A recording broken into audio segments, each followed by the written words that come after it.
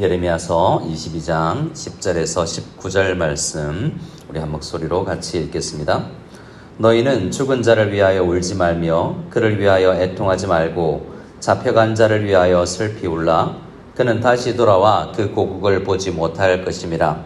여호와께서 유다 왕 요시아의 아들 곧 그의 아버지 요시아를 이어 왕이 되었다가 이곳에서 나간 살룸에 대하여 이와 같이 말씀하시니라.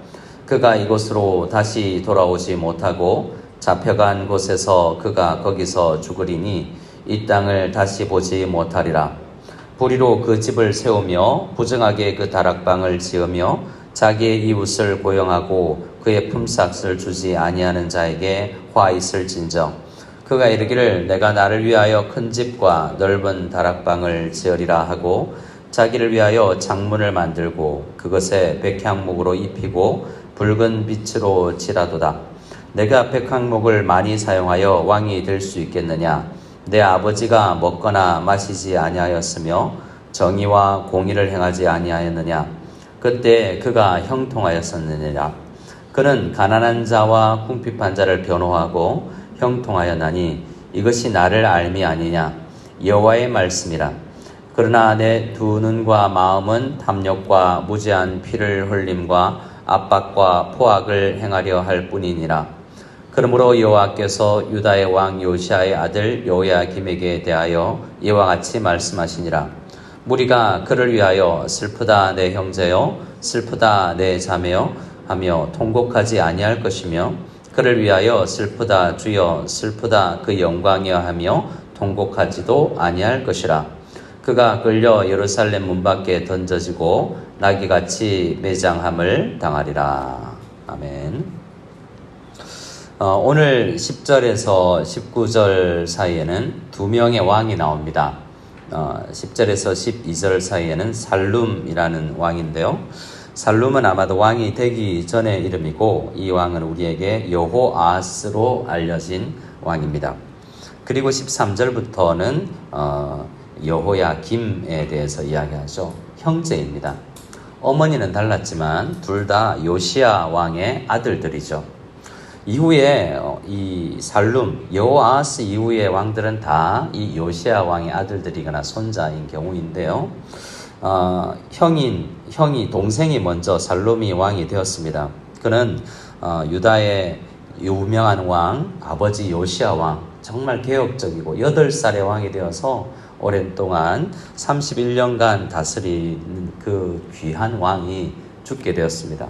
이집트와의 전쟁에서 어이없게 죽게 되었는데요. 이 요시야 왕의 죽음이 예레미야에게도 큰 충격이었을 것입니다. 예레미야가 선지자로 부름을 받았을 때도 이 요시야 왕의 이 말기에 있었는데 어릴 때가 있었는데요. 기대하고 소원하고 나라가 이제 회복되는구나 라는 마음을 가졌을 텐데 그가 죽어버렸습니다. 그리고 유다 사람들은 그의 아들을 중에서 이 살룸을 왕으로 세우는데요. 그의 왕위가 3개월밖에 되지 않습니다. 북왕국 남왕국을 통틀어서 아주 짧은 3개월밖에 왕위를 잇지 못했던 왕이죠. 아버지는 어떤 일을 했냐면 열왕기하 22장에서 23장까지 길게 요시야 왕, 아버지 왕에 대해서 이야기합니다. 10절에 너희는 죽은 자를 위하여 울지 말며 할 때 많은 학자들은 이 죽은 자가 그냥 죽은 자가 아니라 요시야 왕이라고 생각합니다. 그리고요 10절의 중반에 잡혀간 자라고 이야기하는데 그 잡혀간 자는 이 10절에서 12절의 주인공인 살룸 여호아스입니다. 그는 3개월간 왕위에 있다가 이집트로 끌려가서 거기서 죽게 되는 것이거든요. 그러니까 선한 왕이 죽었는데 죽은 자를 위해서 울지 말고 잡혀간 자를 위해서 슬피 울라라고 이야기하는데 왜일까? 우리는 죽음이 더 힘들지 않습니까? 그런데 그는 요시야 왕은 죽었으나 선한 일을 행하였었고 지금은 하나님 품에 안겨 있습니다. 그래서 슬프지만 그를 위해서 그렇게 슬퍼하지 않아도 되지만 이 살룸 잡혀간 자 여호아스 왕은 악한 왕이었기 때문에 그렇습니다.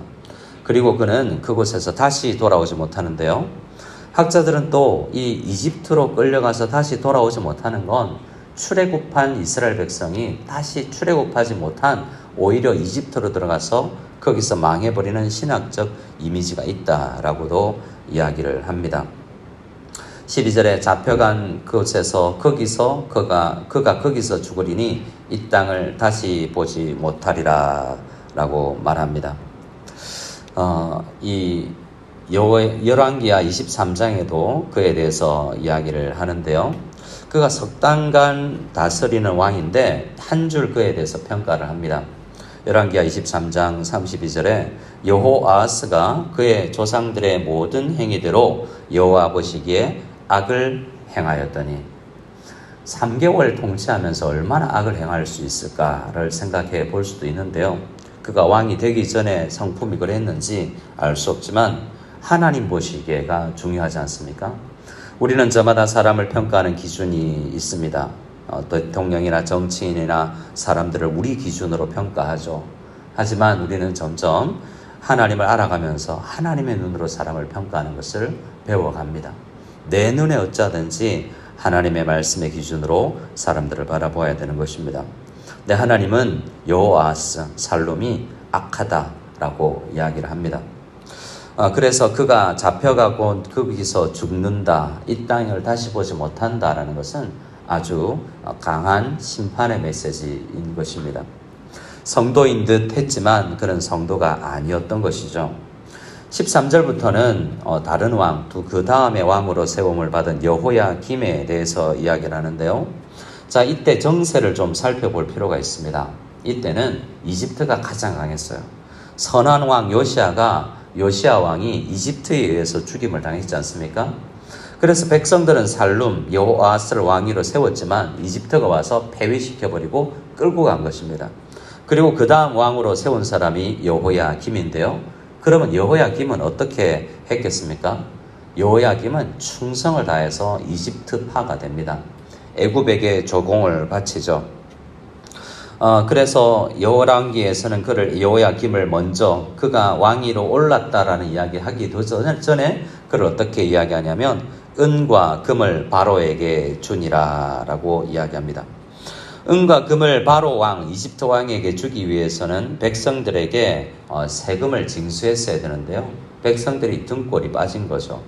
그런데 그러한 역사적, 지금 여호야김은 이집트 왕에게 잘 보여서 부국강병, 그런 나라가 아니라 자기가 잘 먹고 잘 살기를 원했는데 거기다가 14절, 오늘 본문 14절에 의하면 13절과 14절에 의하면 그 다락방을 지으며 자기의 이웃을 고용하고 그의 품삯을 주지 아니하는 자에게 화 있을진저 그가 이르기를 내가 나를 위하여 큰 집과 넓은 다락방을 지으리라 하고 자기를 위하여 창문을 만들고 그것에 백향목으로 입히고 붉은 빛으로 칠하도다.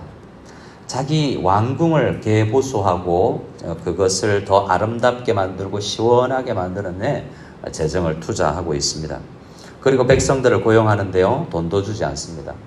안 그래도 세금이 많아서 힘든데 지금 다른 나라, 그건 그렇게 힘든 건 그래도 우리나라가 살 길이라고 생각하고 봉사할 수 있지만 이 왕을 위해서 일하는 것은 참 쉽지 않았을 것입니다. 백성들은 굶고 있는데 왕은 배불리고 있기 때문이죠.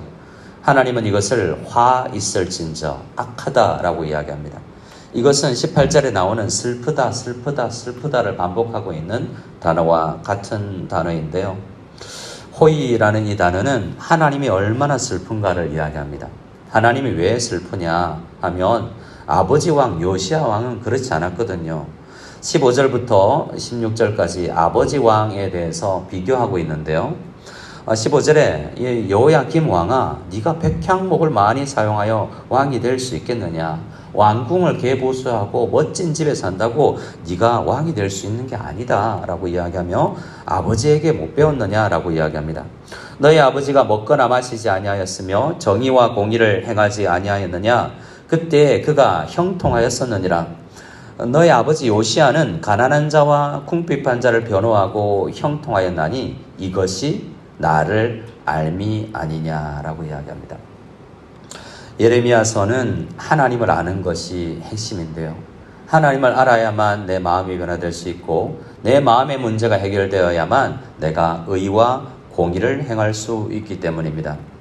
하나님을 아는 자는 그래서 어떤 사람이냐 하면 하나님의 뜻대로 16절에 나오는 것처럼 가난한 자와 궁핍한 자를 변호하고 그들을 위해서 헌신하는 삶을 사는 것이죠. 하지만 여호야김은 그렇지 않았습니다. 여호야김이 그러나 그보다 더 악한 것은 이렇게 외부적으로 왕의 통치를 잘 못한 것보다 이 예레미야 36장에서부터 나오는 이 예레미야가 옥에 갇혔을 때 바룩을 통하여서 성경 말씀, 하나님께서 주신 말씀을 기록하는데요. 그것을 외쳐야만 이 나라가 살 수 있습니다. 그런데 그것을 바룩이 가져다가 성전에 가서 설교를 하는데요. 그 이야기가 왕궁에 들리자 여호야김 제9년에 그를 불러다가 말씀을 듣고 말씀을 읽으면 면도칼로 연하여 베어서 화롯불에 태워버립니다. 여호야김 왕은 예레미야서에 나오는 가장 악한 왕입니다. 왜 그러냐면 말씀을 불태운 사람이기 때문입니다. 말씀을 읽지 아니하면 하나님을 알 수 없고 하나님을 알지 못하면 우리가 의와 공의를 행하지 못하며 하나님께서 악하다, 화 있다, 슬프다 하는 인생을 살 수밖에 없는 것입니다.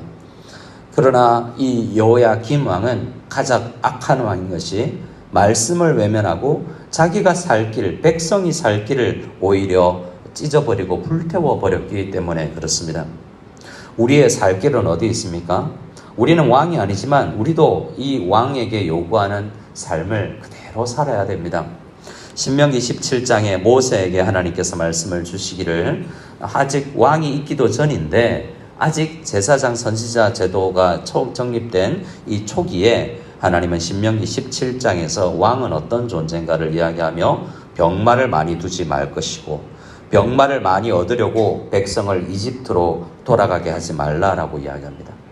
하나님만이 살 길이라고 생각하고 직장의 길이 있는 것이 아니라 이 돈에 힘이 있는 것이 아니라 하나님을 의지해야 우리가 살아가는 것이라는 것을 가르치는 사람이 왕이며 아내를 많이 두어 그 마음이 미혹되지 말아야 된다라고 이야기하고 은금을 너무 많이 두면 안 된다라고 이야기합니다. 가장 중요한 덕목은 율법서의 등사본을 레위 사람 제사장 앞에서 기록하여서 주야로 평생에 그것을 읽고 묵상하며 말씀의 통치를 받아 나가야 된다라고 이야기합니다. 이 여호야김 왕도 그것이 살 길이었는데 정반대로 행하였습니다. 그의 결과가 어떻습니까? 18절에 아무도 그를 위해서 울어주지 않습니다. 열왕기하에서는 그의 슬픔이, 그의 죽음이 간단하게 기록되어 있지만 오늘 19절에서는 이렇게 이야기합니다. 그가 끌려 예루살렘 문 밖에 던져지고 나귀같이 매장함을 당하리라 라고 이야기합니다.